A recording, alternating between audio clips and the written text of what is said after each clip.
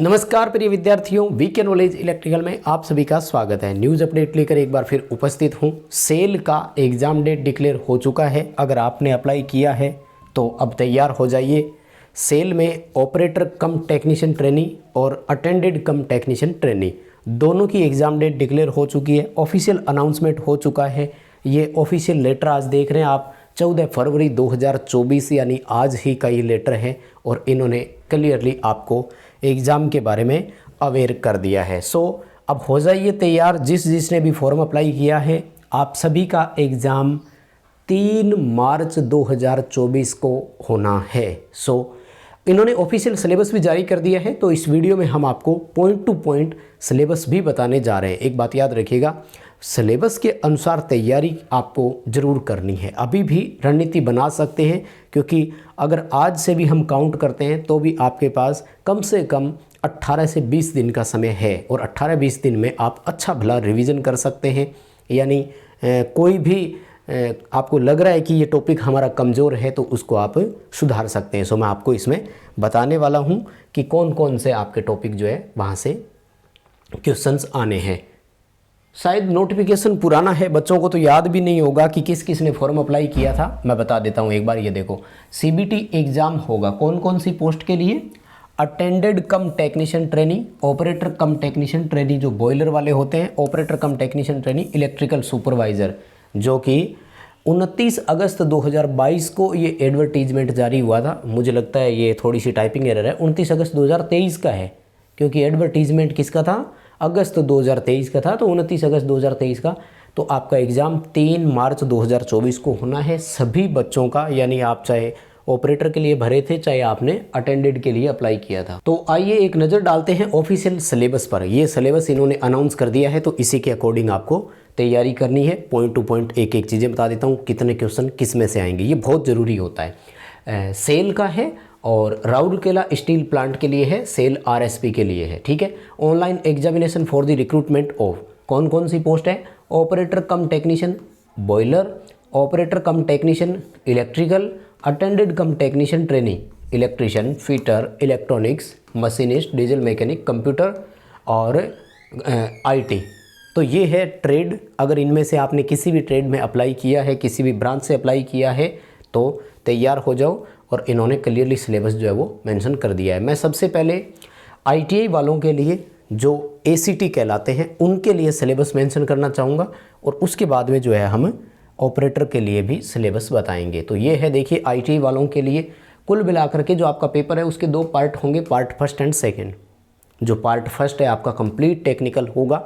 अच्छा, एक चीज़ इससे पहले बता दूं, इस वीडियो के डिस्क्रिप्शन में लिंक दिया गया है, हमारा एंड्रॉयड ऐप डाउनलोड कीजिए। ऐप में पूरी तरह से इस सिलेबस पर आधारित टेस्ट सीरीज़ अवेलेबल है। क्वेश्चन हिंदी इंग्लिश दोनों भाषाओं में है, तो उनसे अच्छी से अच्छी प्रैक्टिस कीजिए, तैयारी का परीक्षण कीजिए। भाई कितनी तैयारी आप कर पाए हैं, ये अगर टेस्ट अटेंड करोगे तो पता लग जाएगा।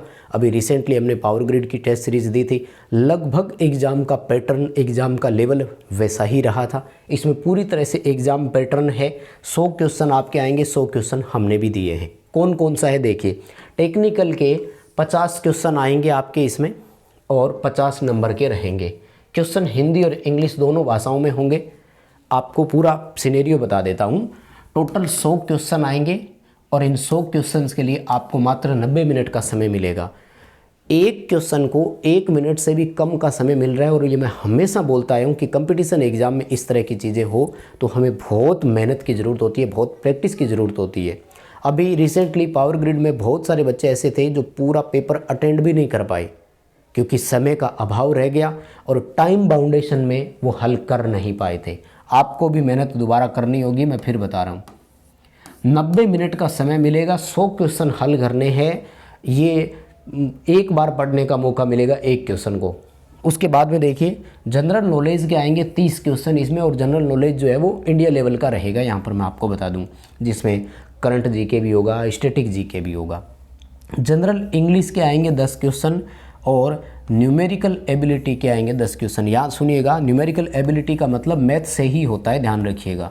लेकिन इसमें मैथ प्लस रीजनिंग होगी, क्वांटिटिव एप्टीट्यूड वाली। यानी कुछ रीजनिंग का वो पोर्शन होगा जो मैथ होती है रीजनिंग में ना, वो साथ में होगी यहाँ पर, क्योंकि न्यूमेरिकल एबिलिटी दिया है इन्होंने। हालांकि ज़्यादातर फोकस जो है वो मैथ पर रहेगा। यानी आपको 3 चीज़ें पढ़नी है, जीके, इंग्लिश, मैथ और आपका टेक्निकल नॉलेज, 3 ये और 1 ये। तो टोटल आपके 100 क्वेश्चन 100 नंबर के आएंगे। क्वेश्चन पेपर हिंदी और इंग्लिश दोनों भाषाओं में होगा, लेकिन जो इंग्लिश वाले आपके 10 क्वेश्चन आएंगे ये केवल और केवल इंग्लिश में ही आएंगे। मैं हमेशा जोर देता आया हूँ आपको सिलेबस पर, कि सिलेबस किसी भी एग्ज़ाम का आप ज़रूर पहले देख लिया करें। क्यों देख लिया करें? क्योंकि इससे ये होता है कि आप देखो किसी भी पॉइंट, या अगर मैं बात करूँ सब्जेक्ट की, तो हम 100% उसमें नहीं होते, इसलिए हमें थोड़ा थोड़ा सपोर्ट बाकी दोनों से भी मिल जाता है। यानी अभी मैं अगर एग्जांपल दूं आपको, टेक्निकल में 50, तो हो सकता है कि टेक्निकल में आप 50 में से 50 ना कर पाएँ, लेकिन टेक्निकल में अगर 30 कर देते हैं और इस पूरे पोर्शन में से अगर आप 30 क्वेश्चन भी करते हैं तो देखो आपने 60 क्वेश्चन कर दिए।